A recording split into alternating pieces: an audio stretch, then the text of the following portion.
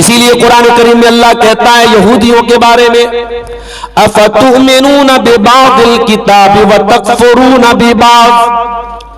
ऐ यहूदियों, तुमने अल्लाह की किताब के दो टुकड़े कर दिए, जो तुम्हारे मन की इच्छा के मुताबिक था तुमने ले लिया, जो तुम्हारे मन की इच्छा के खिलाफ था तुमने छोड़ दिया। तो तुम अल्लाह की किताब के एक हिस्से पर ईमान रखते हो और एक हिस्से पर तुम ईमान नहीं रखते हो। ऐ यहूदियों, कान खोल के सुन लो, फमा जज़ाउ मन यफ़अलु ज़ालिका मिनकुम इल्ला खिज़्युन फिल हयातिद दुनिया। दुनिया में जलील हो जाओगे तुम।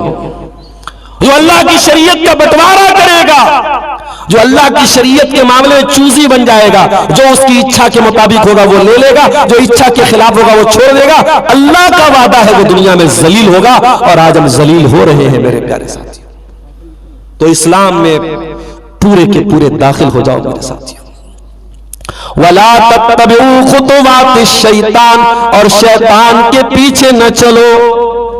शैतान तो पहले दिन से तुम्हारे बाप आदम का दुश्मन रहा है। शैतान ने तो पहले दिन से अल्लाह से कहा था कि ऐ अल्लाह, फबिमा अगवैतनी लअक़उदन्न लहुम सिरातकल मुस्तकीम।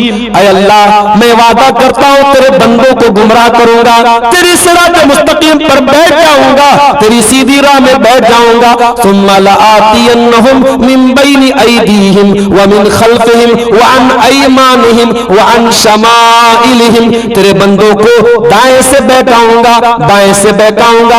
ऐ अल्लाह, तेरे बंदों को आगे से बैठाऊंगा, तेरे बंदों को पीछे से बैठाऊंगा।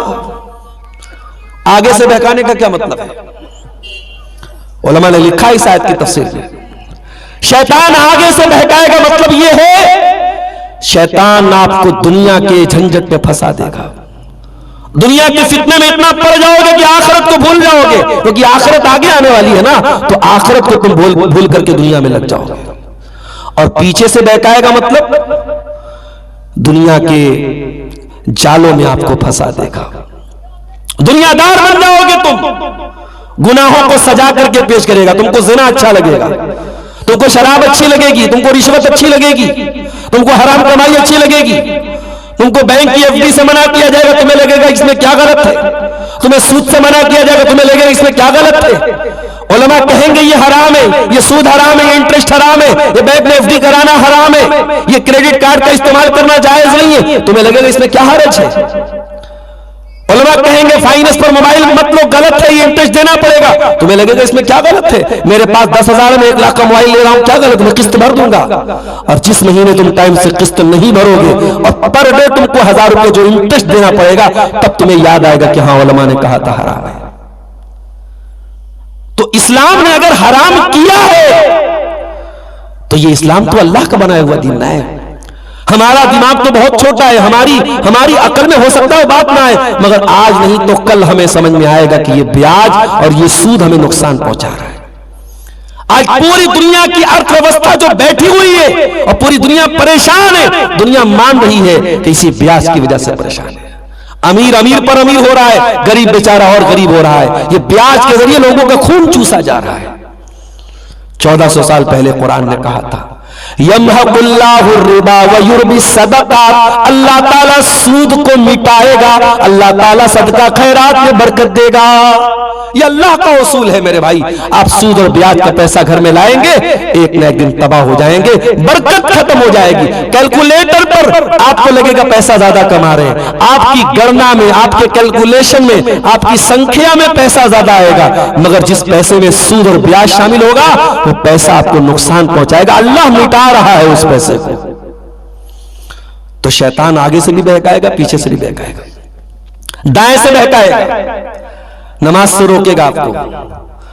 हय्या अलस सलाह की आवाज आएगी, आप अपने काम में, अपनी दुकान में बैठे रहेंगे, मुअज्जिन कहेगा अस्सलातु खैरुम मिनन नौम, नमाज नींद से बेहतर है। 70 साल का बूढ़ा बेचारा लाठी लेकर मस्जिद में पहुंच जाएगा और 20 साल का जवान बिस्तर पे सोया रहेगा।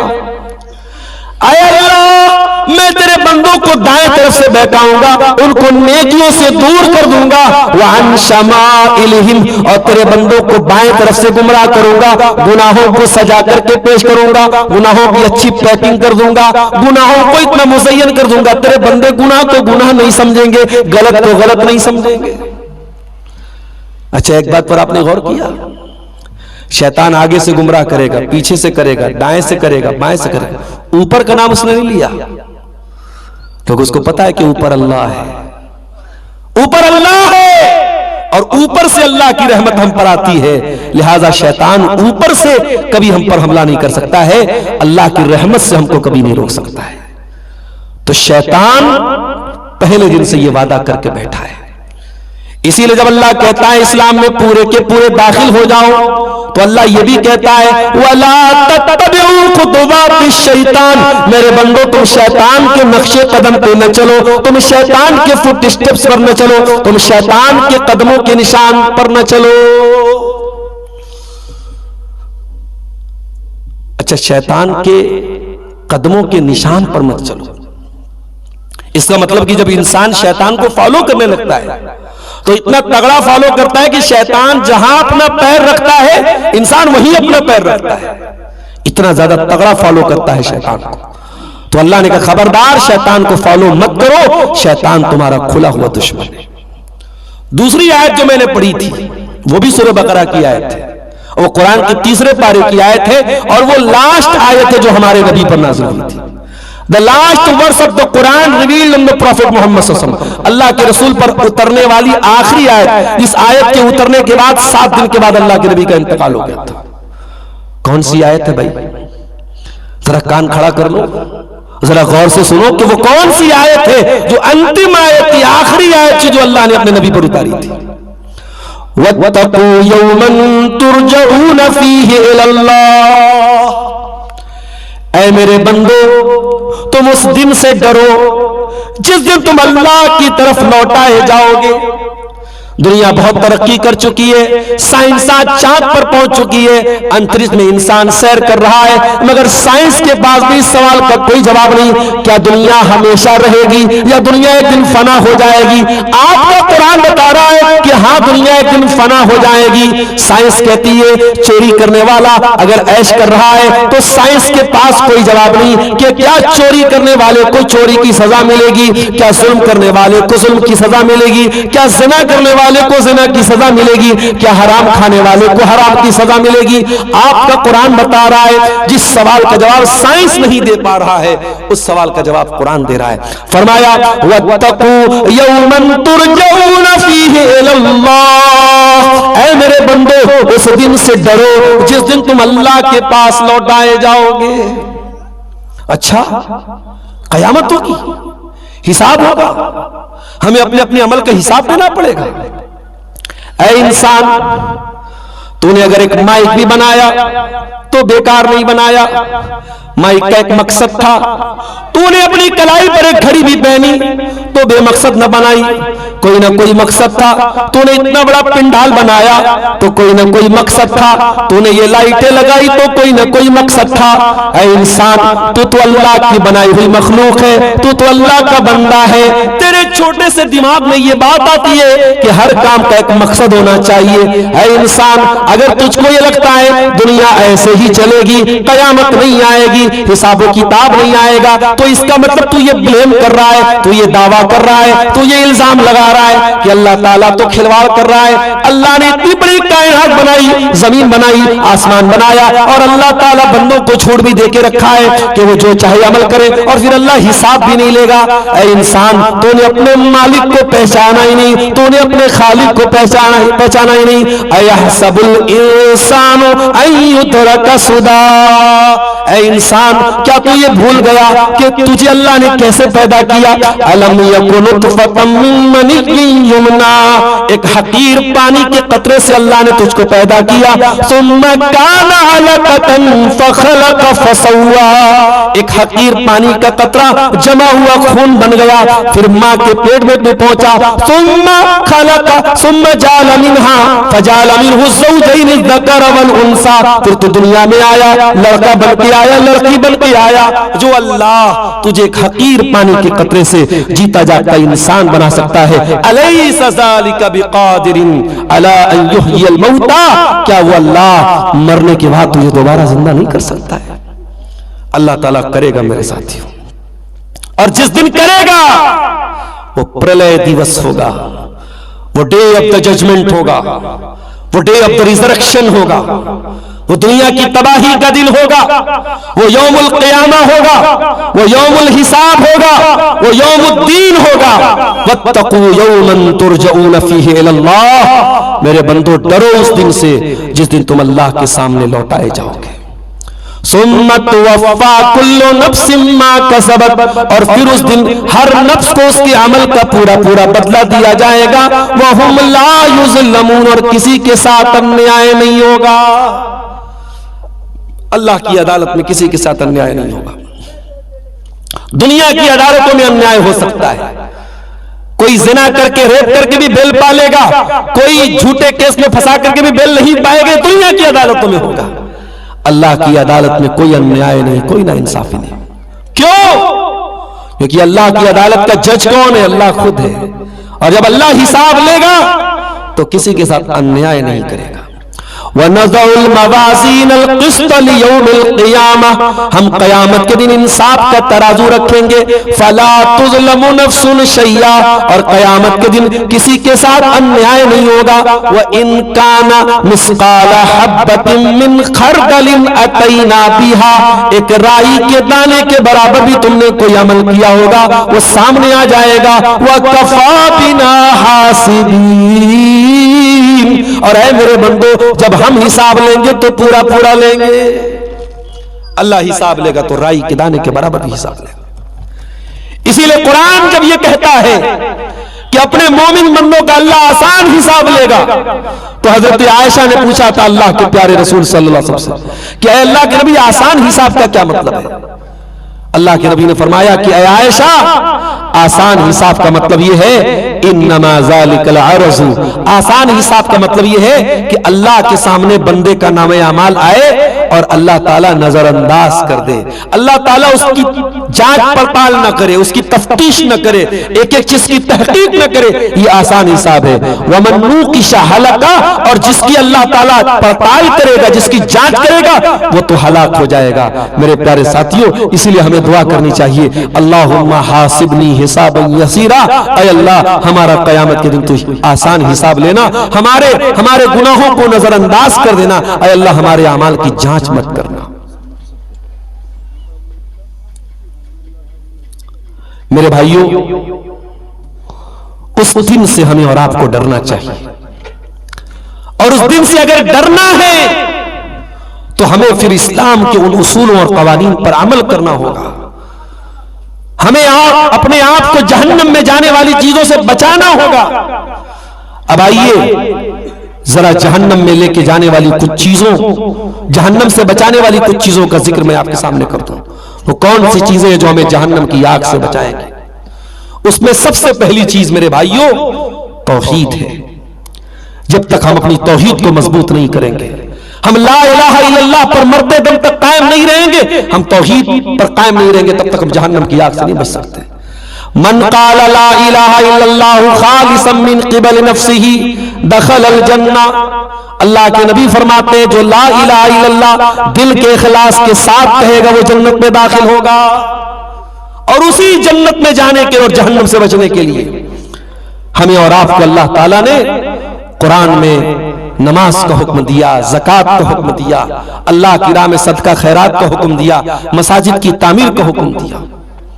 आज का ये प्रोग्राम भी मस्जिद की तामीर के लिए है, और आप हजरात में से जिन लोगों ने इस मस्जिद की तामीर में हिस्सा लिया है, इंशाअल्लाह ये आपका ताउन और अल्लाह की मस्जिद में आपका योगदान, ये भी आपको जहन्नम से बचाने का और जन्नत में दाखिले का एक जरिया बनेगा। अल्लाह कुरान में कहता है इन्नमा यामुरु मसाजिदल्लाहि मन आमना बिल्लाहि वल यौमिल आखिर, अल्लाह की मस्जिदों को वही लोग बनाते हैं, वही लोग आबाद करते हैं जो अल्लाह के ऊपर ईमान रखते हैं, जो कयामत के दिन के ऊपर ईमान रखते हैं। व अकामस्सलात व आतज़्ज़काता, जो नमाज कायम करते हैं, जो ज़कात अदा करते हैं, वलम यख्श इल्लल्लाह, और सिर्फ अल्लाह से डरते हैं। तो मस्जिदों की तामीर करना और मस्जिदों को बनाना, और खुसूसन आज के इस दौर में जब फितनों का दौर है मेरे प्यारे साथियों, और कदम कदम पर ऐसी चीजें सामने आ रही है जो हमें और आपको दीन से हटा रही है, दीन से दूर कर रही है, ऐसे नाजुक मौके पर अगर मस्जिदों में, अल्लाह के घरों में और मदारिस में अगर हम और आप हिस्सा लेते हैं तो ये भी हमें और आपको अपनी खुशनसीबी समझनी चाहिए। अल्लाह के नबी ने फरमाया इत्तकुन्नार, जहन्नम से बचो, वलो बिशिक्की तमरा, अगर अल्लाह की राह में तुम्हें खजूर का टुकड़ा भी दे करके जहन्नम की आग से बच सकते हो तो बचो। मेरे भाइयों, आज अफसोस की बात यह है, हम दुनिया में तो बहुत दिल दरिया बनते हैं, दुनिया में जब खर्च करने की बात और नाम करने की बात आती है तो हमारा दिल बड़ा हो जाता है, लेकिन जब दीन पर खर्च करने की बात आती है तो मैं देखता हूं यहां जो बंगला जबान के मुकर्रीन होते हैं, जो चंदा करने वाले, वो पास बुलाते हैं और जो आदमी 1000 रुपया देता है उसकी जेब से 10,000 निकलवाते हैं। ये अफसोस की बात नहीं है कि आप 10,000 दे सकते थे मगर मस्जिद के नाम पर आपकी जेब से 1,000 निकलता है। ऐसा क्यों होता है? इसका मतलब कि हमने दीन की राह में अपने दिल को छोटा बना लिया है। मेरे भाइयों, आप दीन की राह में जो खर्च करेंगे, मस्जिदों में जो खर्च करेंगे, मदरसों में जो खर्च करेंगे, दीन की दावत की राह में जो खर्च करेंगे, यही आपके चंदे और यही सदकात और यही आपकी माली कुर्बानियां कयामत के दिन आपके काम आएंगी। जरा नबी के दौर के हालात देखिए। गज़वा तबूक का मौका था, अल्लाह के नबी सहाबे किराम के दरमियान ऐलान करते हैं कि जो अल्लाह की राह में चंदा देगा, ताउन करेगा, पैसा देगा, दान करेगा, मैं उसको गारंटी देता हूं वो जन्नत में जाएगा। सहाबे किराम ने अपनी अपनी हैसियत के मुताबिक अल्लाह की राह में दान दिया। हजरत उमर फारूक रज़ी अल्लाह तआला अपने घर आए, घर का सारा माल इकट्ठा किया, सारे माल को 2 हिस्सों में डिवाइड किया और आधा माल घर छोड़ा और आधा अल्लाह के नबी के पास लेके आए। नबी ने पूछा, माँ अब कई तल अहलिक, ऐ उमर तुम इतना सारा माल लेके आए, घर वालों के लिए कुछ छोड़ के आए हो कि नहीं आए हो? परिवार के लिए कुछ छोड़ के आए हो कि नहीं आए हो? ऐ अल्लाह के नबी आप चिंता न करें, मैं आधा लेके आया हूं, आधा छोड़ के आया हूं। उमर फारूक कहते हैं, मेरे दिल से आवाज आई, ऐ उमर हमेशा तू सेकंड नंबर पे आ जाता था, हमेशा तू नेकी के मामले में दूसरे नंबर पे आ जाता था, आज अबू बकर से भी तेरा नंबर आगे हो जाएगा, तू पहले नंबर पे चला जाएगा, तू अपने घर का आधा माल लेके आया है। गौर से सुनना मेरे प्यारे साथियों, दिल हमारे कितने छोटे हो गए जरा अंदाजा लगा। थोड़ी देर के बाद हजरत अबू बकर सिद्दीक आते हैं और वो भी अपने घर का माल लेकर के आए, अपने घर का सामान लेके आए और अल्लाह के नबी के कदमों में लाके रख देते हैं। अल्लाह के नबी उनसे भी सवाल करते हैं, माँ अब कई तल अहलिक, ऐ अबू बकर तूने घर वालों के लिए क्या छोड़ा? घर वालों के लिए कुछ छोड़ के आया है कि नहीं आया है? अबू बकर सिद्दीक कहते हैं, ऐ अल्लाह के नबी अब कई तो लहुमुल्लाह व रसूलहू, ऐ अल्लाह के नबी आज इस्लाम को मेरे माल की जरूरत है, मैं घर वालों के लिए माल बचा के क्या करूंगा? ऐ अल्लाह के नबी मैं सारा का सारा माल लेके आया हूं, मैं घर में झाड़ू लगा के आया हूं, ऐ अल्लाह के नबी मैं घर वालों को अल्लाह और उसके रसूल के नाम पे छोड़ के आया हूं। उमर फारूक की आंखों से आंसू बहने लगे और उमर फारूक ने कहा, वल्लाहि मा उसाबिकुका अबदा, ऐ अबू बकर उमर तेरा मुकाबला नहीं कर सकता। और आज हमारे हालात ये है, मस्जिदों के लोग मस्जिद दान देते हैं और बाप दान करके जाता है और बेटे जो है वो जमीन कहते नहीं, हमारे बाप ने कहा था, जो कहा था वो जमीन बेटे वापस ले लेते हैं। मदरसे की दान की गई जमीनों पर बेटे कब्जा कर लेते हैं। इसी हमारे मुल्क में कई मिसालें मैंने देश के मुख्तलिफ हिस्सों में देखी हैं। इसका मतलब यह हुआ कि माल की मोहब्बत हमारे दिलों में हद से ज्यादा आ चुकी है मेरे साथियों। वल्लाह ये माल यही रह जाएगा, सब ठाट पड़ा रह जाएगा। जब लाद चलेगा बंजारा, ये जमीनें यही रह जाएंगी, ये जायदादें यही रह जाएंगी, ये माल आपके वारिसों में बच जाएगा और आप अपने अमल को लेकर के कब्र में जाएंगे और वहां आपको अपने अमल का हिसाब देना पड़ेगा। इसलिए मेरे प्यारे साथियों, दुनिया की चंद रोजा जिंदगी में जहां तक हो सके जितने नेकी के मौके मिले, जहां पर अपना माल अल्लाह ने आपको दिया है, अगर आप करोड़पति हैं तो भी, लखपति हैं तो भी, और अगर आप खाते पीते हैं, अपने और अपने परिवार को ढंग की ग़िज़ा खिलाने के बाद अगर आपके पास इतना माल है कि आप मसाजिद की मदद कर सकते हैं, मदारिस की मदद कर सकते हैं, तो जरूर किया कीजिए मेरे भाई। और ये बात याद रखिए, अल्लाह की राह में देने से कभी माल कम नहीं होता है। और ये मिसाल अगर कुरान बयान कर रहा है और अल्लाह के नबी अगर कहते हैं कि दो फरिश्ते होते हैं, एक फरिश्ता दुआ करता है अल्लाहुम्मा आते मुनफिकन खलफा, ऐ अल्लाह जो तेरी राह में खर्च कर रहा है उसको और ज्यादा दे, और दूसरा फरिश्ता बद्दुआ करता है अल्लाहुम्मा आते मुमसिकन तलफा, ऐ अल्लाह जो तेरी राह में नहीं दे रहा है, कंजूसी कर रहा है, अल्लाह उसके माल को बर्बाद कर दे। ये बात अगर नबी ने कही थी तो 100% सही कही थी, 100% सही कही थी, और आज भी उसकी मिसालें मौजूद हैं। अभी हमारे यूपी के एक साहब का फोन आया मेरे पास, मदरसा चलाते, वो गोरखपुर के इलाके में मदरसा चलाते हैं। मुझसे फोन पर रोने लगे, भर्राई हुई आवाज में कहने लगे, मौलाना डॉक्टर मूसा साहब 5000 नगद 5000 बाकी, दुआ की दरखास्त।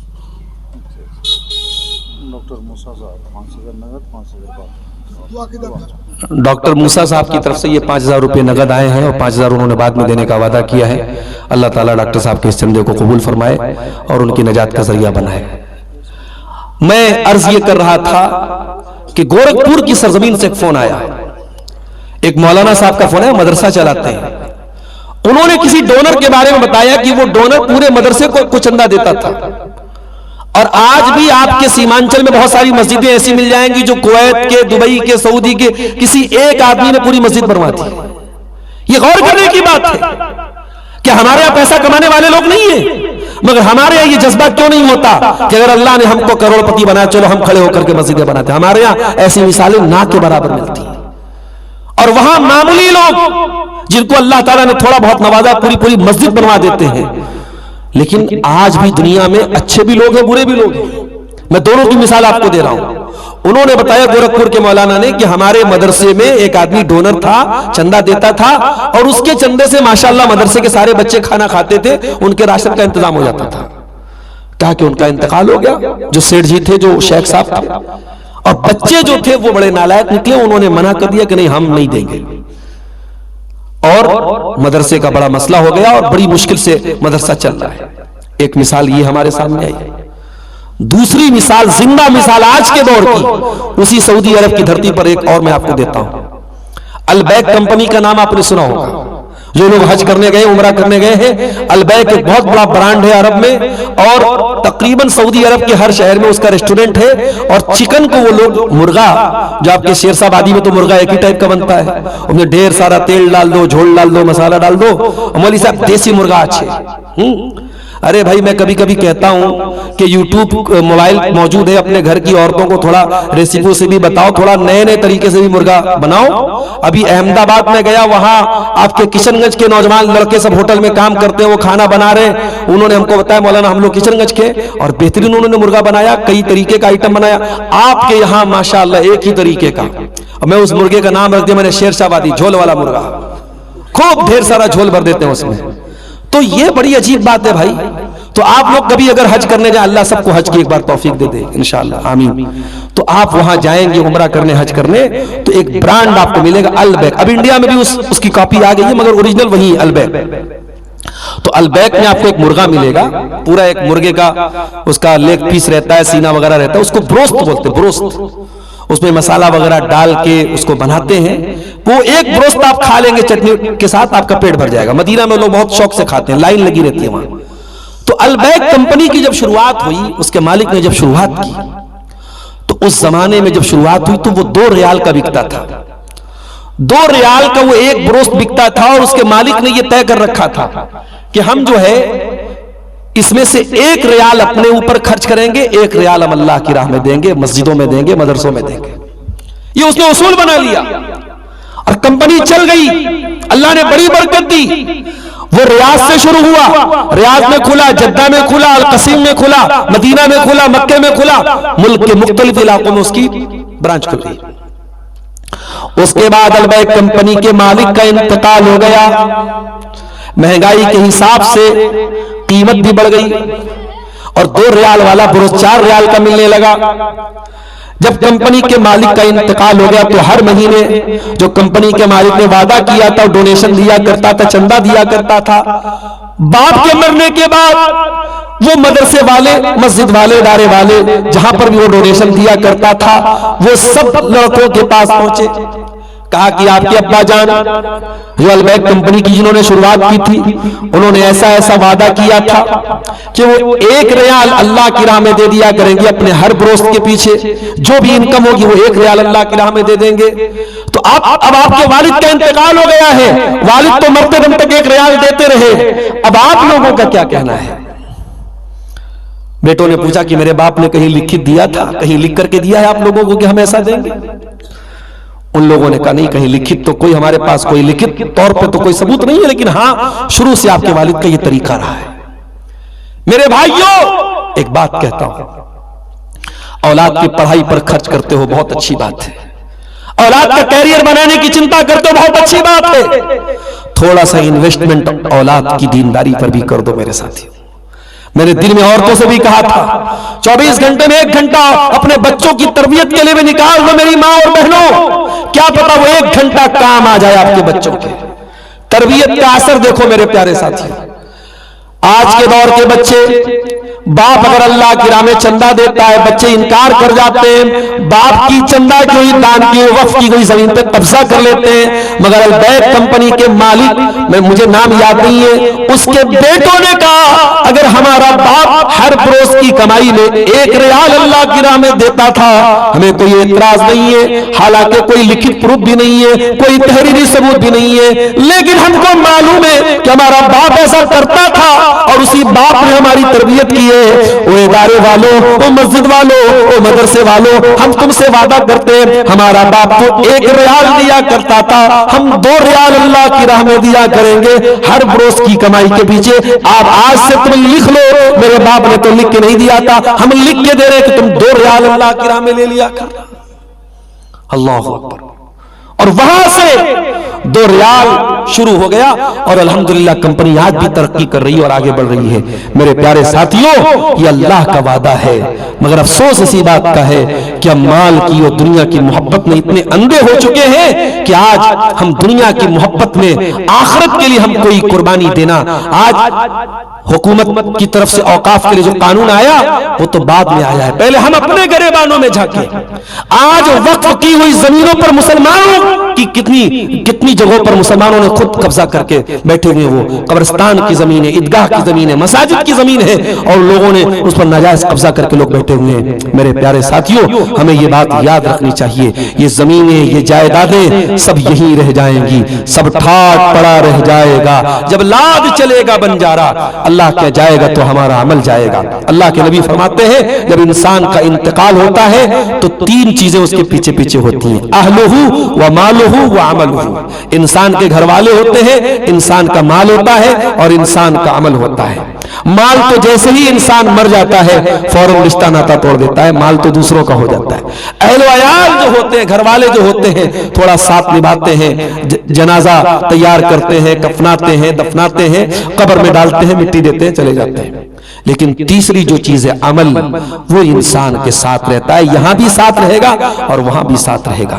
मेरे प्यारे साथियों इसलिए मैं उन्हीं दोनों आयतों की रोशनी में आपसे अपील कर रहा हूं कि आप अपने अमल के एतबार से भी मुसलमान बनिए, अपने अखलाक के एतबार से भी मुसलमान बनिए। सिर्फ गुफ्तार के गाजी हम न बने, किरदार के गाजी बने। हम अपने अखलाक में भी इस्लाम को फॉलो करें, अपने शादी ब्याह में भी इस्लाम को फॉलो करें, वरासत के अहकाम में भी इस्लाम को फॉलो करें, लेन देन के मामले में भी इस्लाम को फॉलो करें। हम अपने मदारिस को मजबूत करें, अपनी मसाजिद में हम दिल खोल के ताउन करें, अपने उलमा पर हम दिल खोल करके उनका ताउन करें, दीनी कामों में उनकी मदद करें, उनकी राह में रुकावट न बने। और ये बात याद रखें जब तक ये मसाजिद है, ये मदारिस है, ये दीन के किले हैं, इंशाअल्लाह ये दीन कायम रहेगा, ये दीन बाकी रहेगा। इस दीन की हिफाजत का जरिया अल्लाह ताला ने इन्हीं मसाजिद और मदारिस को बनाया है। मेरे प्यारे साथियों नबी अकरम की एक हदीस सुना के बाद खत्म करता हूं। हमारे मौलाना ने अपील भी की है कि आखिर में आप थोड़ा सा लोगों से चंदे की अपील भी कर लें। बहुत सारे लोग जा भी चुके हैं, लेकिन जो मौजूद हैं उनसे मेरी अपील है कि आप जाते जाते इस मस्जिद के लिए अपना ताउन और अपना चंदा जरूर दे करके जाएंगे। अल्लाह के नबी ने फरमाया कि अल्लाह ताला इस दीन को जरूर गालिब करेगा। बेइज्ज अज़ीज़िन व बिज़ुल्ल ज़लीलिन, कोई इज्जत वाला इज्जत पाएगा और कोई जलील होने वाला जलील हो जाएगा, मगर ये इस्लाम गालिब होकर के रहेगा। हर कच्चे और पक्के मकान में ये दीन दाखिल होगा। इस दीन, ये अल्लाह का दीन है मेरे प्यारे साथियों, ये दीन पहुंचेगा और अल्लाह ताला तमाम अदियान पर इस दिन को गालिब करेगा। शर्त यह है कि हम इस दीन के साथ अपना रिश्ता मजबूत करें, अल्लाह पर अपना तवक्कुल मजबूत करें। अल्लाह से दुआ है रब्बुल आलमीन हमें अपने दीन पर चलने की तौफीक अता फरमाए। रब्बुल आलमीन हमें दीनदार बनाए, सही मानों में दीनदार बनाए, दीन पर चलने वाला बनाए, दीनी इदारों और मसाजिद से जुड़े। आज भी हमारे देश में 5-5 साल की बच्चियों को रेप करके मार दिया जाता है। अभी लेटेस्ट 2 दिन पहले उत्तर प्रदेश के बुलंदशहर में घटना हुई। 5 साल की बच्ची के साथ कुछ लोगों ने गैंग रेप किया और उस 5 साल की मासूम बच्ची को एक मकान की 3री मंजिल से गिरा के फेंक के मार दिया। आज भी लड़कियों की गैरत के नाम पे, उनसे मोहब्बत नाकाम होने के नाम पे उनके चेहरे पर तेजाब फेंकने की वारदात होती है। आज भी मां के पेट में बच्चियों को कत्ल करने की वारदात होती है। आज भी मजहब के नाम पे कहीं मॉब लिंचिंग और कहीं नफरत की घटनाएं होती हैं। इतने विकास और इतने डेवलपमेंट और इतनी तरक्की का क्या मतलब है अगर इंसान आज भी जानवर बना हुआ है? इस्लाम का पॉइंट ऑफ व्यू क्या है? इस्लाम क्या कहता है तरक्की के बारे में? क्या इस्लाम तरक्की का दुश्मन है? क्या इस्लाम ये नहीं चाहता कि आप आगे बढ़ें, आप तरक्की करें, आप एडवांस बने? ये बहुत बड़ा सवाल है और इस सवाल का जवाब जब हम कुरान की पवित्र पुस्तक में, अल्लाह की अंतिम किताब में जो कयामत तक के लिए आई है, उस किताब में जब हम इस प्रश्न का उत्तर तलाश करते हैं, इस सवाल का जवाब तलाश करते हैं, तो वो कुरान हमसे कहता है इन्ना हाज़ल कुरान यहदी लिल्लती ही अक़वम। ये कुरान कोई ऐसा रास्ता बता ही नहीं सकता जो नैरो हो, जो टेढ़ा हो, जो तिरछा हो। ये कुरान जो रास्ता बताता है वो बिल्कुल स्ट्रेट है, बिल्कुल सीधा है। आपके बंगला में सीधा कोई सोजा बोलते? सोजा, बिल्कुल सोजा है। कुरान सीधा रास्ता बताता है। कुरान के रास्ते में कोई टेढ़ापन नहीं है, कोई पेचीदगी नहीं है, कोई कठिनाई नहीं है। और कुरान के जरिए हमें जो दीन मिला, जो शरीयत मिली, वो 1400 साल पहले जब कंप्यूटर नहीं था, जब इंटरनेट नहीं था, जब मोबाइल नहीं था, जब टेक्नोलॉजी इतनी डेवलप्ड नहीं थी, 1400 साल पहले भी वो दीन उतना ही प्रैक्टिकल था जितना आज है प्रैक्टिकल। वो दीन कल भी परफेक्ट था, आज भी परफेक्ट है और कयामत की सुबह तक परफेक्ट रहेगा। क्योंकि वो दीन इंसानों का वो मेड बाई मैन नहीं है, वो मेड बाई अल्लाह है। वो मेड बाई क्रिएटर नहीं है, मेड बाई क्रिएशन नहीं है, मेड बाई क्रिएटर है। वो दीन इंसानों का बनाया हुआ दीन नहीं है, वो इंसानों के खालिक का, इंसानों के निर्माण करने वाले का, इंसानों के पैदा करने वाले का दीन है। और वो दीन परफेक्ट है मेरे प्यारे साथियों। उस दीन को परफेक्ट करने का ऐलान नबी अकरम की वफात के 2.5 महीना पहले अरफात के मैदान में कर दिया गया था, जब अल्लाह के प्यारे नबी अपनी जिंदगी का पहला और आखिरी हज कर रहे थे, जिसको हज्जतुल वदा कहा जाता है। उस मौके पर कुरान की आयत उतरती है, सूरह माइदा की 3 नंबर की आयत, अल यौमा अकमलतु लकुम दीनकुम व अतममतु अलैकुम निअमती व रदीतु लकुमुल इस्लाम दीना। वो मेरे बंदो, मैंने आज तुम्हारे दीन को मुकम्मल कर दिया, मैंने अपनी नेमतों को तुम पर तमाम कर दिया और मैंने इस्लाम को तुम्हारे लिए पसंद कर लिया। अब कयामत तक तुम्हें अगर कामयाब होना है, तुम्हें सफल होना है, तुम्हें सक्सेसफुल होना है, तो तुम्हें इसी इस्लाम को फॉलो करना होगा।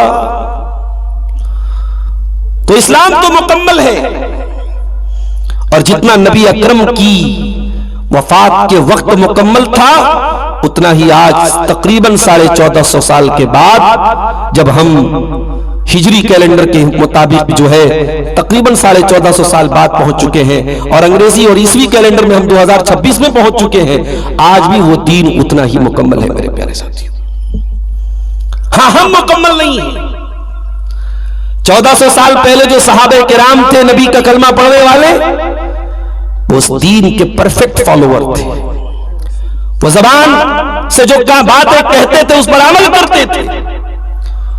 जिस तरीके से कुरान में इस्लाम नजर आता था, हदीस में इस्लाम नजर आता था, सहाबा की जिंदगियों में भी इस्लाम नजर आता था। हमारा मामला उल्टा हो गया। हमारा इस्लाम कुरान में तो है, हमारा इस्लाम हदीस में तो है, हमारी जिंदगियों में हमारा इस्लाम नहीं है।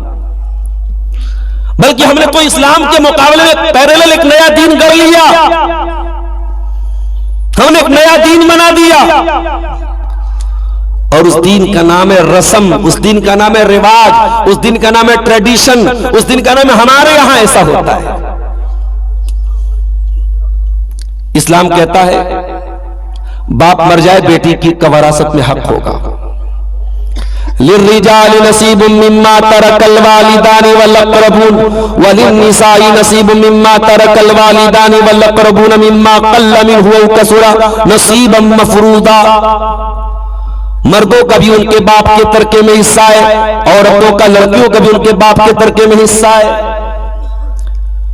हमसे पूछा जाता है साहब आपके यहां लड़कियों को वरासत मिलती है? नहीं, हमारे यहां नहीं दिया जाता है। इस्लाम ने निकाह का जो सिस्टम बनाया, वो निकाह का सिस्टम कोई जहेज वाला सिस्टम नहीं था, कोई बारात वाला सिस्टम नहीं था। इस्लाम ने निकाह का जो सिस्टम बनाया, उसमें लड़की के बाप को कभी बैंक से लोन नहीं लेना पड़ेगा, उसको कभी जमीन गिरवी नहीं रखनी पड़ेगी, उसको कभी रोना नहीं पड़ेगा। इस्लाम ने निकाह का जो निजाम बनाया, उसमें बेटी बोझ नहीं है। और इस्लाम के मुकाबले में हमने जो सिस्टम बनाया, उसमें बेटी बोझ बन गई। बेटियों के साथ हम कितना जुल्म करते हैं अल्लाह की पनाह। सबसे बड़ा अत्याचार तो हम बेटी के साथ बताए क्या करते हैं? बेटी जब पैदा होती तो उसका सबसे पहला हक है कि हम उसकी पैदाइश पर खुश हों। हम तो यह हक भी नहीं देते। अरे जिसको 2-3 बेटियां हो तो लोग तो उसको ऐसी रहम की नजर से देखते हैं, ऐसी दया की दृष्टि से देखते हैं जैसे बेचारा बड़ा मजलूम है। अच्छा, आपको खाली बेटियां हैं? अल्लाह अकबर, तो बड़ा अत्याचार हो गया भाई इसके साथ। इसको केवल बेटियां हैं, बेटा नहीं है। बेटी पैदा होती है तो हॉस्पिटल की नर्स भी बेचारी और डर डर के कहती है माफ कीजिए बेटी हुई है आपकी। ये सिस्टम कौन बनाया? इसको किसने बनाया? इसको हमने बनाया। वल्लाह मुहम्मद रसूलुल्लाह सल्लल्लाहु अलैहि वसल्लम के दीन में बेटी बोझ नहीं होती है मेरे प्यारे साथियों। जिस समाज में बेटी बोझ थी, जिस समाज में बेटियां जन्म लेने के बाद कलंक मानी जाती थी, मार दी जाती थी, गाड़ दी जाती थी, जिस समाज में बेटी का बाप बेचारा अपनी शक्ल अपने समाज को नहीं दिखाया करता था, कुरान कहता है वइज़ा बुश्शिरा अहदुहुम बिल उन्सा ज़ल्ला वजहुहु मुस्वद्दन व हुवा कज़ीम। जिस बाप को लड़की पैदा होने की खुशखबरी सुनाई जाती है, जिस बाप से कहा जाता है तुम्हारे घर में लड़की पैदा हुई है, बाप का चेहरा काला पड़ जाता है। बाप अपने गम को छुपाता है कि क्या करूं, एक ही रास्ता है, या तो बेटी को जमीन में जाके लेके गाड़ दूं, या बेटी को पालूंगा तो समाज में जलील होना पड़ेगा। उस माहौल में अल्लाह ने अपने नबी को बेटियों का बाप बनाया। नबी को बेटे भी हुए, मगर बेटा कोई जवान नहीं हो सका। बेटी 4-4 जवान, नबी 4-4 बेटियों के बाप बने, लेकिन नबी के बेटों में कोई जवान नहीं हो सका। मा काना मुहम्मदुन नबा अहदिन मिर रिजालिकुम, मोहम्मद सल्लल्लाहु अलैहि वसल्लम किसी मर्द के बाप नहीं है। वलाकिन रसूल अल्लाह, वो अल्लाह के रसूल है। व खातमन नबिय्यीन, आखिरी नबी है। 4 बेटियों के बाप बने अल्लाह के नबी। और आपने बेटियों को सिर्फ पाला नहीं, बेटियों को प्यार दिया, मोहब्बत दिया, एहतराम दिया, सम्मान दिया। मुझे किसी ने बताया मौलाना जरा इस पर भी बात कीजिएगा, हमारे यहाँ बेटी का बाप कभी रिश्ता लेके नहीं जा सकता। हमारे यहाँ मानते हैं। इसी छोटा टापू के लोगों ने मुझे बताया मौलाना हमारे यहाँ लड़की वाला कहीं रिश्ता लेके नहीं जाता है, वरना लोग समझते लड़की के अंदर कोई ऐब है। अल्लाह अकबर। ओ बेटी वालों, तुम्हारी बेटी जनाब मोहम्मद रसूलुल्लाह की बेटी से ज्यादा कीमती तो नहीं है। तुम्हारी बेटी हजरत उमर फारूक की बेटी से ज्यादा कीमती तो नहीं है। हजरत उमर अपनी बेटी का रिश्ता तलाश करे, अल्लाह के नबी अपनी बेटी का रिश्ता तलाश करे, और तुम समाज में ये रिवाज बना दो कि नहीं साहब बेटी का रिश्ता तलाश करना ये बहुत बड़ा पाप है। नबी ने 4-4 बेटियों को पाला, सबकी शादी भी की, सब अपने घर को गई, दामाद भी आपको मिले, नवासे भी आपके घर में पैदा हुए। आपने 4-4 बेटियों का हक अदा करके दुनिया को यह पैगाम दिया, ओ लोगों बेटियां बोझ नहीं है, बेटियां तो रहमत बन के आती है।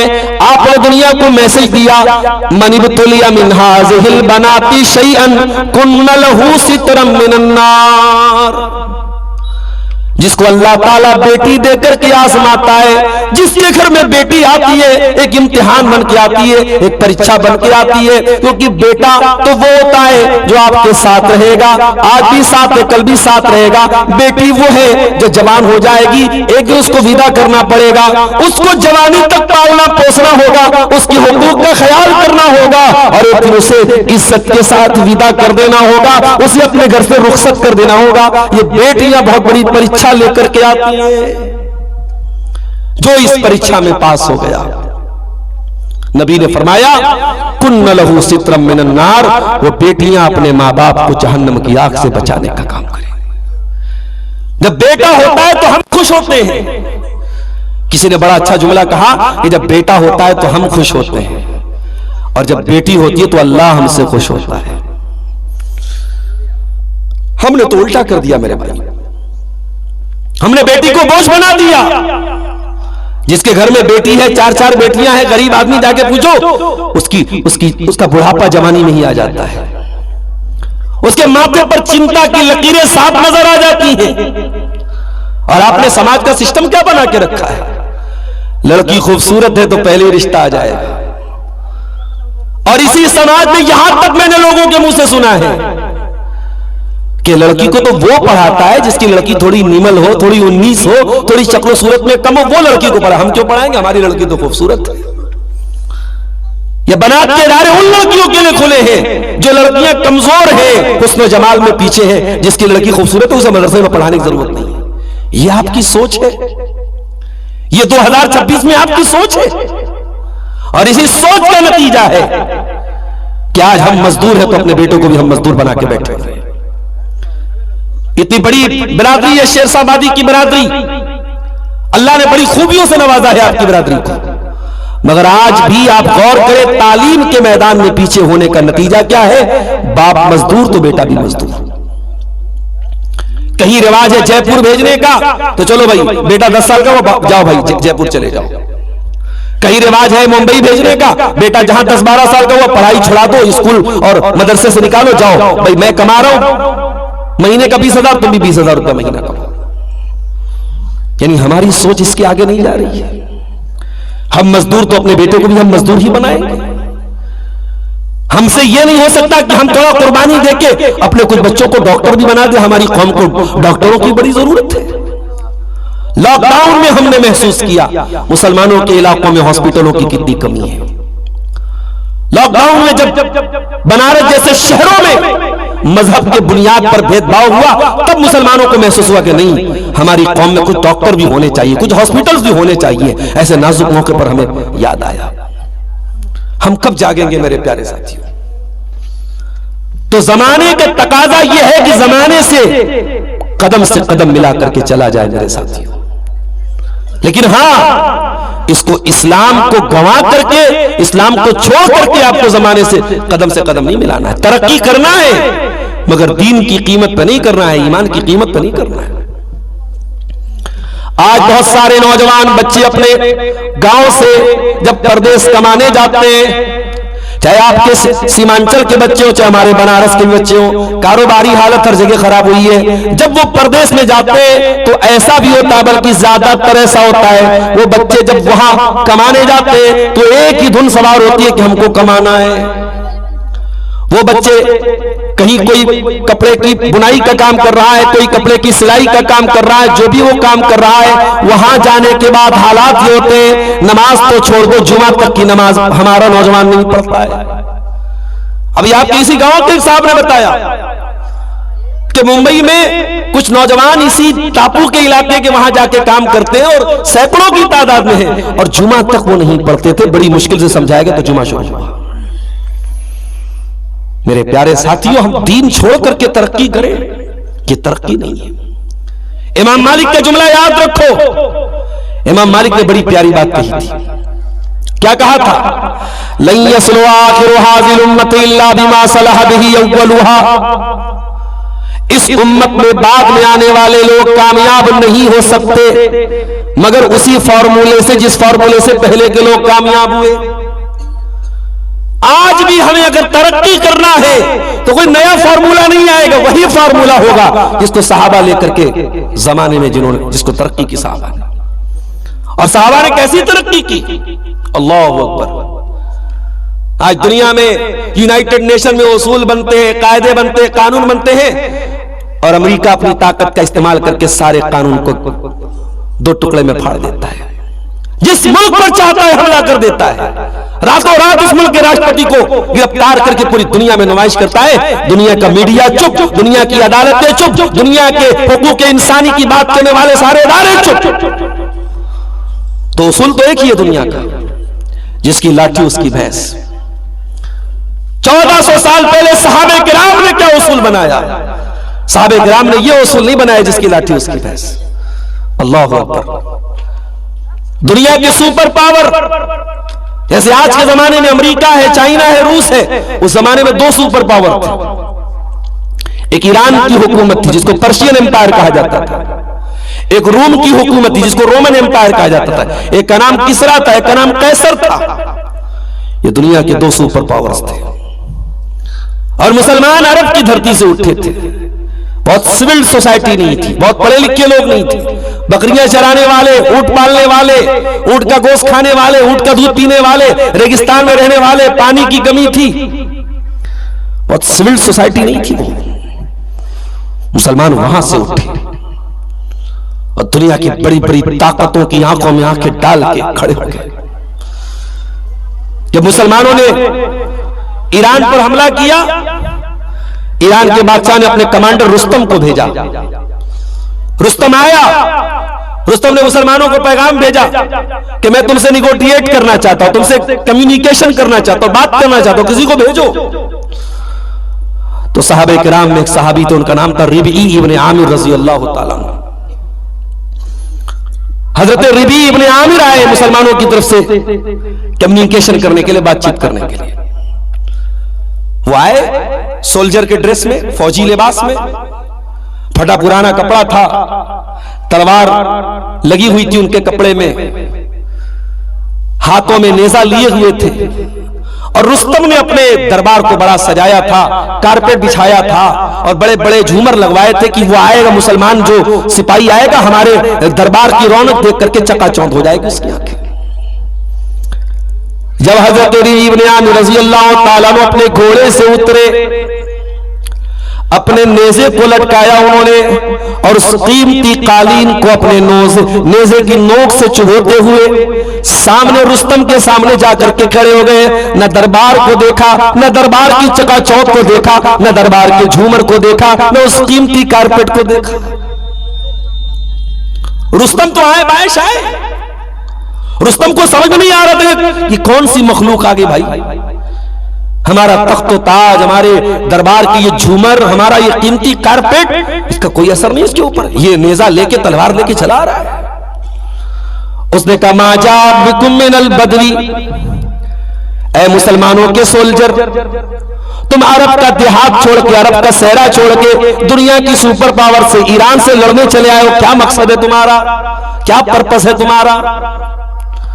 हजरत रबी इब्ने आमिर रज़ी अल्लाह ताला ने 3 सेंटेंस में जवाब दिया, 3 लफ्जों में जवाब दिया। कहा कि ए रुस्तम, ए ईरानी फौज के कमांडर, कान खोल करके सुन ले, जिना लिनुखरिजल इबाद मिन इबादतिल इबादी ला इबादतिल्लाह। ए रुस्तम, हम हुकूमत करने के लिए नहीं आए, हम मुल्कों पर कब्जा करने के लिए नहीं आए, हम किसी बादशाह को जलील करने के लिए नहीं आए, किसी हुकूमत के सरबराह को जलील और कैद करने के लिए नहीं आए। हम क्यों आए हैं? जीना लिनुखरिजल इबादा मिन इबादतिल इबादी ला इबादतिल्लाह। हम बंदों की गुलामी से निकाल कर अल्लाह का बंदा बनाने के लिए दुनिया को आए हैं। व मिन ज़ीक़िद दुनिया इला सातिल आखिरा। हम दुनिया की तंगियों से निकाल कर आखिरत की तरफ लेके जाने के लिए, आखिरत की कुशादगी की तरफ लेके जाने के लिए आए हैं। वमिन जौरिल अदियान इला अदलिल इस्लाम। दुनिया में इंसानों के बनाए हुए मजहबों ने बड़ा अत्याचार किया था, बड़ा जुल्म किया था मानवता के ऊपर। हम इंसानियत को उस जुल्म सितम से आजाद करके इस्लाम की शांति की छत्रो छाया में लाने के लिए आए हैं। अल्लाह अकबर। ये था इस्लाम का मकसद, ये था हमारा दुनिया में आने का मकसद। आज इस देश में हमारे हालात जो है हम देख रहे हैं, लेकिन मैं एक बात बोलता हूं मेरे भाइयों, जब तक आप जमाने की रिक्वायरमेंट नहीं बनोगे, जब तक जमाने की जरूरत नहीं बनोगे, जमाना यूं ही तुम्हें पीसता रहेगा। अपने आप को इतना टैलेंटेड बनाओ, इतना काबिल बनाओ कि तुम्हें एपीजे अब्दुल कलाम बन जाओ और इस मुल्क के राष्ट्रपति का ओहदा तुम्हें दिया जाए। तुम रिक्वायरमेंट बनो इस देश की, इस मुल्क की। दुनिया तुम्हारे कदमों को चूमेगी मेरे प्यारे साथी।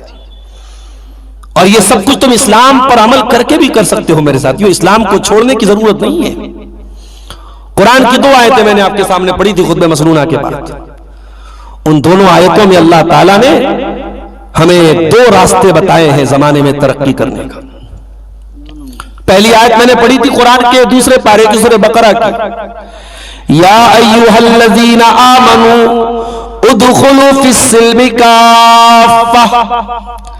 ऐ ईमान वालो, इस्लाम में पूरे के पूरे दाखिल हो जाओ।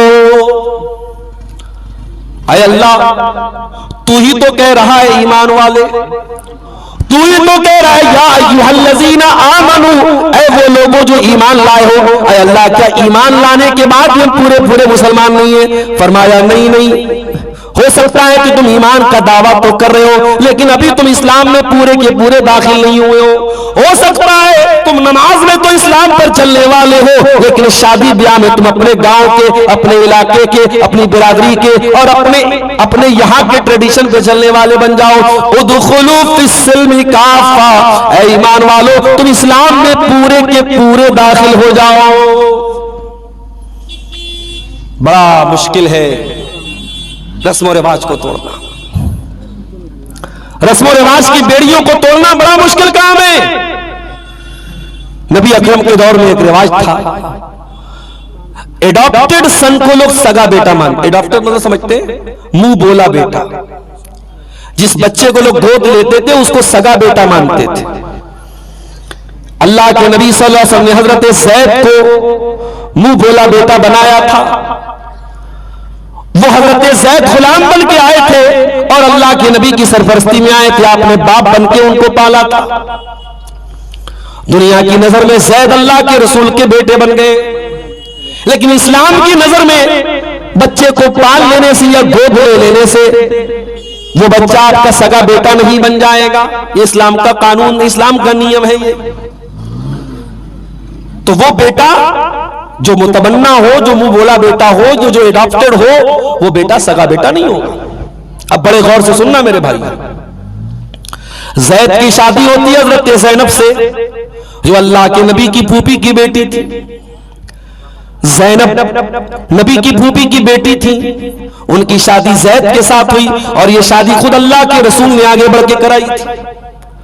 शादी तो हो गई, लेकिन शादी सक्सेस नहीं हुई। पता ये चला कि मियां बीवी के स्टेटस में जब बहुत ज्यादा फर्क होगा तो शादी डिसबैलेंस हो जाएगी। इसलिए अगर आप बहुत पैसे वाले हैं तो बहुत गरीब घर में शादी जायज तो है, शरीयत के एतबार से मना नहीं है, लेकिन अगर डिसबैलेंस होगा तो रिश्तों का चलना मुश्किल हो जाएगा। शादी दो परिवारों का रिश्ता होता है। कभी कभी मियां बीवी तो आपस में समझ लेंगे, परिवारों में बड़ा झंझट लगा रहता है। इसलिए जब शादी की जाए तो ये देखा जाए कि हम अपने लेवल, जो हमारा लिविंग स्टेटस है, जो लाइफ स्टाइल है, जो हमारा जिंदगी गुजारने का मेयार है, उससे बहुत ऊंचे या बहुत नीचे घर में अगर हम शादी करेंगे तो डिसबैलेंस हो जाएगा। ये हिकमत का एक तकाजा है। शरान जायज है, शरान कोई भी मुसलमान दूसरे मुसलमान औरत से शादी कर सकता है। ज़ैद की शादी हजरत ज़ैनब से हुई। हजरत ज़ैद की शादी सक्सेस नहीं हुई, क्योंकि ज़ैद अगरचे गुलाम नहीं थे, बहुत अच्छे कबीले के थे, मगर अरब में वो गुलाम बन के, डाकुओं ने पकड़ लिया था, गुलाम बन गए थे वो। तो अरब में एक रिवाज था कि जो गुलाम है उसको वो इज्जत नहीं मिलती थी जो आजाद को मिलती थी। तो ज़ैनब रज़ी अल्लाह तआला अन्हा से ज़ैद की रिश्तेदारी ज्यादा चल नहीं पाई, शादी चल नहीं पाई। हजरत ज़ैद अल्लाह के नबी के पास आए। अय अल्लाह के नबी, मैं ज़ैनब के साथ नहीं रह सकता, मैं तलाक देना चाहता हूं। अल्लाह ने अपने नबी को पहले ही बता दिया था, ऐ मेरे नबी, ज़ैनब की शादी ज़ैद के साथ सक्सेस नहीं होगी और ज़ैद अपनी बीवी ज़ैनब को तलाक देंगे, और तलाक के बाद जब इद्दत गुजर जाएगी तो ऐ अल्लाह के रसूल, आप ज़ैनब से निकाह करेंगे ताकि इस रस्म को तोड़ा जाए जो समाज में फैल चुकी है कि मुंह बोला बेटा सगा बेटा होता है। इस रस्म को तोड़ना, आपको तोड़ना होगा और आपको ज़ैनब से निकाह करना पड़ेगा। यह अल्लाह की तरफ से बता दिया गया था अल्लाह के नबी को। अल्लाह के नबी अंदर ही अंदर डर रहे थे कि अगर मैंने ज़ैनब से शादी कर ली तो समाज तो बड़ा ताना देगा, क्योंकि समाज की नजर में तो ज़ैनब मेरी बहू है, बहू से कौन शादी कर सकता है, तो समाज को मैं क्या जवाब दूंगा। कुरान कहता है कि ऐ मेरे नबी, आप याद कीजिए जब आपने ज़ैद से कहा अमसिका लैका ज़ौजका वत्तक़िल्लाह, जब ज़ैद आपसे आकर के कह रहे थे कि अल्लाह के नबी मैं ज़ैनब के साथ नहीं रह सकता हूं, और आपको सारी हकीकत मालूम थी, लेकिन आप ज़ैद से कह रहे थे अमसिका लैका ज़ौजक, ऐ ज़ैद अपनी बीवी को तलाक मत दे, वत्तक़िल्लाह, अल्लाह से डर, अपनी बीवी को तलाक न दे, वतुख़फ़ी फ़ी नफ़्सिका मल्लाहु मुबदी, और ऐ मेरे नबी आप अपने दिल में वो बात छुपा रहे थे जो अल्लाह सामने लाने वाला था। अल्लाह को तो सामने लाना था, आपका निकाह होने वाला था ज़ैनब के साथ, आप ये बात डिस्क्लोज नहीं करना चाह रहे थे, ओपन करना नहीं चाह रहे थे, मगर अल्लाह को तो ओपन करना था। वतख्शन्नास, और ऐ मेरे नबी आप इस रिवाज की वजह से लोगों से डर रहे थे, वल्लाहु अहक्कु अन तख्शा, जबकि अल्लाह ताला ज्यादा हकदार था कि उससे डरा जाए। अल्लाह अकबर। सारी जिंदगी कभी ऐसा नहीं हुआ कि नबी अकरम लोगों से डरे हो, लोगों की आपने परवाह की हो, मगर यहां जब हजरत ज़ैनब से निकाह का मामला आया तो अल्लाह के नबी के दिल में जरा सा ख्याल आया कि लोग क्या कहेंगे, तो अल्लाह ने कहा कि तुम ऐ नबी आपको इसकी परवाह आप कब से करने लगे कि लोग क्या कहेंगे। ऐ नबी खबरदार, लोगों की परवाह मत कीजिए, अल्लाह की परवाह कीजिए। उस नबी के कलमा हम पढ़ने वाले हैं। शादी ब्याह के मामलात में, जायदाद की वरासत के मामलात में, अपने लेन देन के मामलात में कितनी चीजें हैं जहां हम लोगों की परवाह करते हैं। हम रस्म रिवाज को छोड़ने को तैयार नहीं है। इसी गांव के लोगों ने मुझे बताया कि एक बार तय हुआ कि बारात जाएगी, सिर्फ 10 लोग जाएंगे। उलमा के दस्तखत हुए, तय हुआ, लेकिन बाद में ठंडे बस्ते में बात पड़ गई, नहीं अमल हो सका, क्योंकि ये जो हुआ हमने अपने दिमाग पे डाला हुआ है, लोग क्या कहेंगे।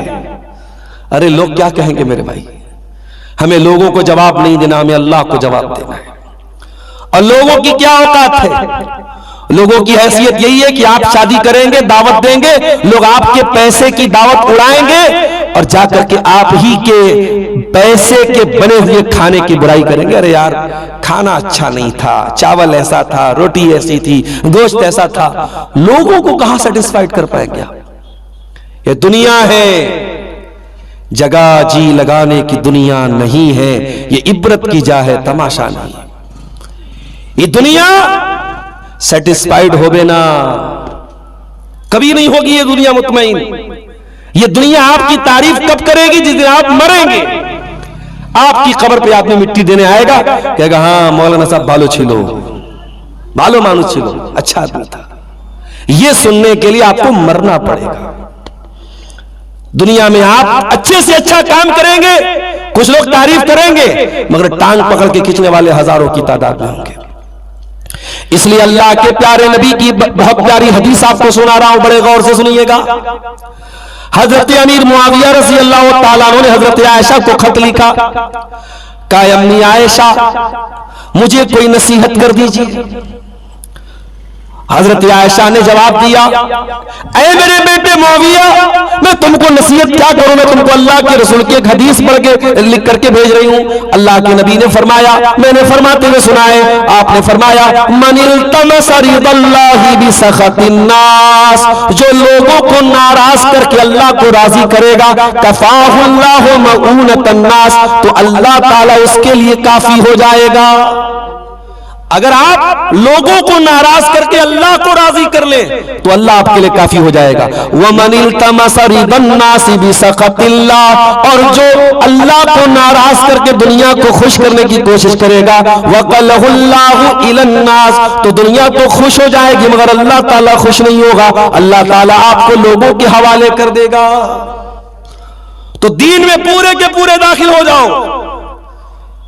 ऐ मेरे प्यारे भाइयों, जिस तरीके से आप नमाज पढ़ते हैं तो एक एक मसले के बारे में आप उलमा से पूछते हैं, मौलवी साहब उंगली कहां हिलानी है नमाज में, मौलवी साहब सलाम फेरना है तो कैसे सर घुमाना है, मौलवी साहब दोनों सजदों के बीच में क्या पढ़ना है, हाथ कहां पे बांधना है, रफुल यदैन कैसे करना है, रुकू में पीठ कैसे होगी, सजदे में पीठ कैसे, एक एक मसला आप पूछते हैं।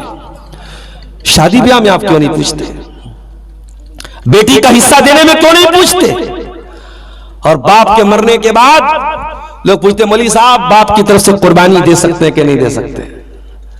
एक साहब ने कल मसला पूछा कि बाप ने मेरा अकीका नहीं दिया तो मैं अपना अकीका तो दे दूंगा, बाप का भी अकीका नहीं हुआ था तो क्या बाप का अकीका भी मैं कर सकता हूं? बड़ी चिंता है भैया आपको अपने बाप की। बाप दुनिया में जिंदा रहता है, खांसता रहता है, उसको खांसी की दवा दिलाने की तेरे पास फुर्सत नहीं है। बूढ़ी मां बेचारी बिस्तर पे गंदगी करती है, अब तू नाक पर उंगली रख के वहां से चला जाता, कभी मां की खिदमत का ख्याल तुझे नहीं आया। और मां और बाप के मरने के बाद तू बड़ा दान कर रहा है उनकी तरफ से, उनकी तरफ से कुर्बानी करना चाहिए कि नहीं, हज करना चाहिए कि नहीं, हर मसला पूछ रहा है। अगर आपके वालिद ने अपनी बहन को तरके में हिस्सा नहीं दिया, आपकी फूफी को यानी आपके वालिद ने, आपके अब्बू ने अगर अपनी बहन को हक नहीं दिया तो आपके लिए लाजिम है कि आप वो हक दे दे ताकि आपके वालिद की कब्र में पीठ लग सके, उनको कब्र में अजाब ना हो। ये फर्ज है आपके लिए। वो अकीका करना फर्ज नहीं है, वो वालिद की तरफ से मस्जिदों में दान देना फर्ज नहीं है, मगर ये चीज फर्ज है मेरे प्यारे साथी। मगर हम नहीं देते। हम नमाज में पूरे के पूरे मुसलमान हैं, लेकिन लेन देन के मामले में, शादी ब्याह के मामले में हम पूरे के पूरे मुसलमान नहीं हैं। सदर मोहतरम, उलमाए किराम, मोहतरम बुजुर्गों, नौजवान साथियों, प्यारे बच्चों, छोटा टापू नाम की इस बस्ती पर आज का ये प्रोग्राम जो जामा मस्जिद की तामीर और तरक्की के लिए शदीद सर्दी के मौसम में मुनक़िद हुआ है, जिम्मेदारों ने आज के इस प्रोग्राम के लिए जब मुझसे राबिता किया तो मेरे पास यही एक तारीख थी जो खाली थी। आगे छुट्टियां नहीं है, हमारे पास वक्त का मसला था। शेख जमालुल लैल नदवी हफिज़हुल्लाह का भी फोन आया और भी जिम्मेदारों की तरफ से भी फोन आया और इस तारीख पर इत्तेफाक हुआ और आज का ये प्रोग्राम मुनक़िद हुआ। और चूंकि ये छुट्टी का टाइम था, आमतौर से टापू के इलाके में दूसरे प्रोग्रामों में मैं पहले से बहुत कम पहुंचता हूं, या तो बिल्कुल ताखीर से प्रोग्राम के वक्त पहुंच पाता हूं, लेकिन आज थोड़ा पहले पहुंचा। खवातीन का प्रोग्राम भी मैंने देखा, बड़ा अच्छा लगा। सीमांचल के जलसों में जो चीज इस्लाह के काबिल है, वो बहुत अहम चीज ये है कि खवातीन और मर्दों का जो इख्तिलात होता है जलसों में, उस पर अंकुश लगना चाहिए, उस पर रुकावट लगनी चाहिए। और मैं इस मामले में टापू के इस इलाके के उलमा को मुबारकबाद देता हूं कि उन्होंने पहल की और इस तरीके का एक निजाम और सिस्टम बनाया कि जो मर्दों का प्रोग्राम होता है उसमें खवातीन की आमद नहीं होती और खवातीन के प्रोग्रामों में मर्दों की आमद नहीं होती, और बड़े सुकून के साथ ये दोनों तरीके के प्रोग्राम होते हैं और कामयाब हैं अल्हम्दुलिल्लाह। मुझसे पहले आपने बंगला जुबान के बड़े मिष्टी जुबान और मिष्टी भाषा के वक्ता, बहुत ही शीरी जुबान और बहुत एक जमाने से वो इस इलाके को और बंगाल के बेल्ट को संभाले हुए हैं, जलसों को संभाले हुए हैं, हम सबके बड़े मोहतरम हैं शेख बदरुद्दुजा नदवी हफिज़हुल्लाह। उनका खिताब आपने सुना, दिन में भी उन्होंने, मुझे मालूम हुआ काफी लंबा खिताब उन्होंने किया। अल्लाह शेख की उम्र में बरकत अता फरमाए और शेख से हम सबको इस्तिफादा की तौफीक दे। मुझे जो उन्वान मिला है, जो प्रोग्राम के पोस्टर पे भी शायद शाये किया गया है, वो उन्वान है दौरे हाजिर के, असरे हाजिर के तकाजे। हर दौर के कुछ न कुछ तकाजे होते हैं और जो लोग जमाने के तकाजों को न समझे वो जमाने की दौड़ में पीछे रह जाते हैं। ये दुनिया बड़ी बेरहम है,